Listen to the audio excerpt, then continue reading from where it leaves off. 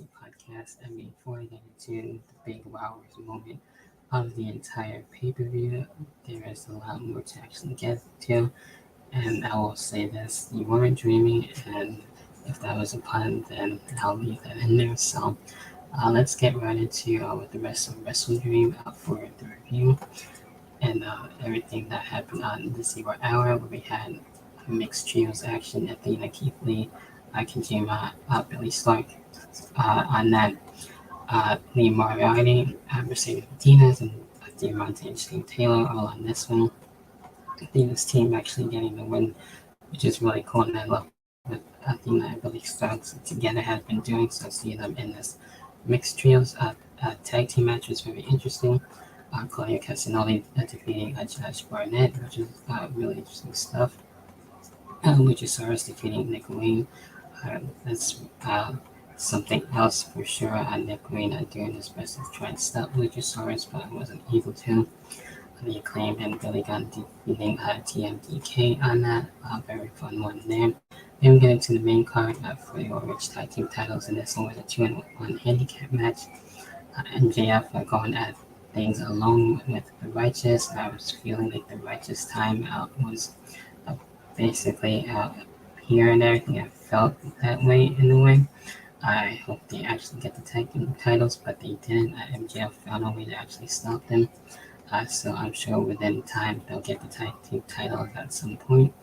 Eddie Kingston dealing with his titles and dealing with Shibata and actually getting the win.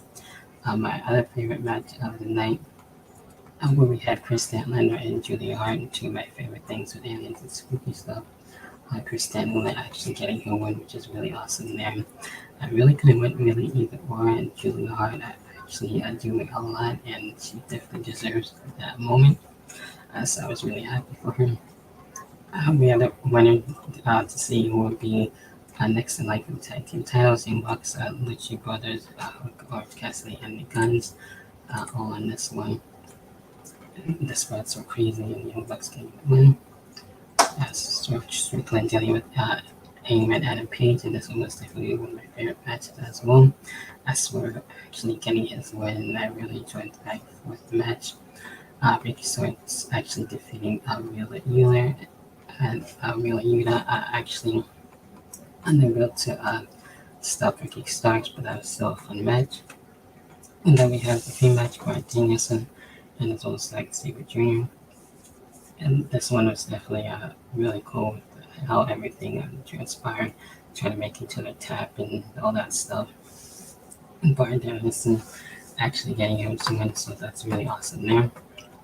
And then we got into Will Ospreay to catch the Sammy Guevara, and as well dealing with Imoy and Christian Go and Ibushi on this one, the Don Callis family actually getting that win here, so that is really interesting to see Kenny Omega and as well Chris Jericho team up for the first time and try and stop the Don Callis family having that common goal and everything. So they wanted to do everything that they can to stop the Don Callis family, but that didn't happen. On the AEW Tag Team titles on the line, FTR and Odyssey Open. Really fun match, definitely for sure, and FTR getting the win. So it looks like we'll get FTR and the Young Bucks at some point, possibly. Then we get into the main event, and there's a lot to get into the rest of this one. With the 2 out of 3 Falls match at Christian Cage and Darby Allin for the TNT title. Everything basically happened here, especially the use of the announce table on this one.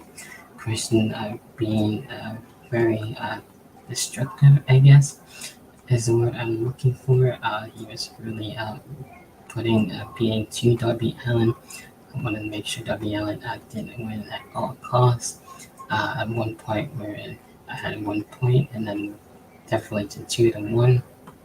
And Christian able to get his win. He basically used the steel steps. The ring was basically exposed and how to see the wood and all that stuff, and he was able to attack Darby Allin to make sure he didn't get up at all. We saw the doctors and everything come out with the stretcher, but Christian Cage actually getting his win, especially with the beatdown that was able to happen.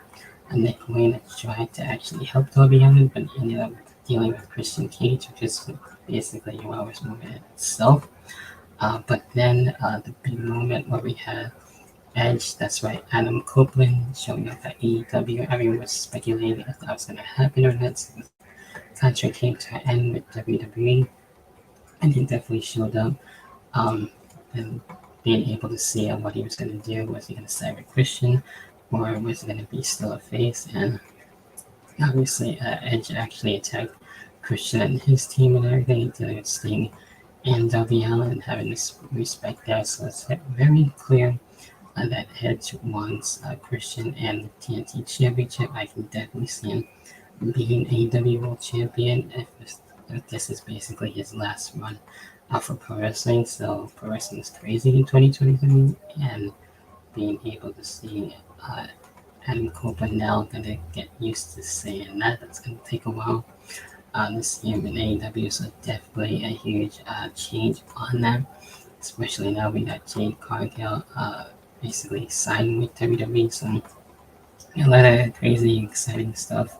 And now, especially with the releases and everything that happened last time for WWE, so it looks like other people will be fine on that, and we can see a lot more different changes. So things are very exciting on that. So really enjoyed WrestleDream, definitely for sure.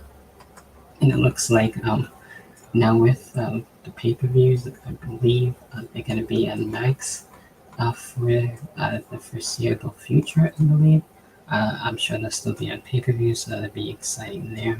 And those are my thoughts on AEW WrestleDream. What are yours? Leave a like, subscribe, and hit the notification bell on the YouTube version. Check out the link tree as always. Let me know your thoughts on WrestleDream as a whole and Adam Copeland now being all elite. So with that being said, I'll catch everyone next time for another episode of the In the Hot Seat podcast.